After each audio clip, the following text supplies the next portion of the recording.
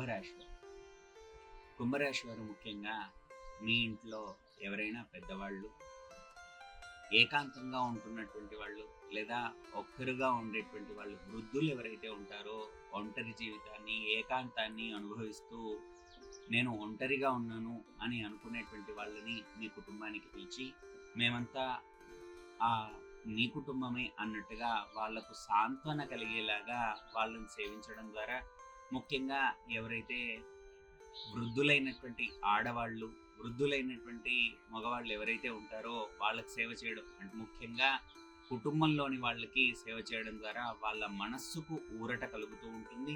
వాళ్ళ ఆశీర్వాదాన్ని మీరు పొందడం ద్వారా, అంటే మనం ఏంటంటే ఎంతో దానం చేస్తూ ఉంటాం, ఎన్నో పనులు చేస్తూ ఉంటాం, ఎన్నో పూజలు చేస్తూ ఉంటాం అని అనుకుంటూ ఉంటాం. కానీ ఎప్పుడైనా కూడా కడుపు నిండిన వాడికి అన్నం పెడితే అన్నదాన ఫలితం ఎలాగైతే రాదో, అదేవిధంగా అందరూ ఉన్నవాడికి నేను నీతో ఉన్నా అని చెప్పడం వల్ల ఏమీ పెద్దగా దాంట్లో తేడా ఏమి ఉండదు.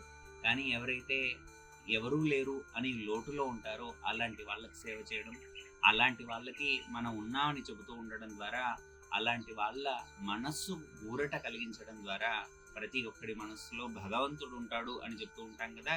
తద్వారా మీకు భగవద్ అనుగ్రహాన్ని మీరు పొందగలుగుతారు, శుభాలు పొందగలుగుతారు. ముఖ్యంగా మీ కుటుంబంలో వాళ్ళ నుంచి ఆశీర్వాదాలు మీకు ఈ వారంలో చెప్పదగినటువంటి సూచన.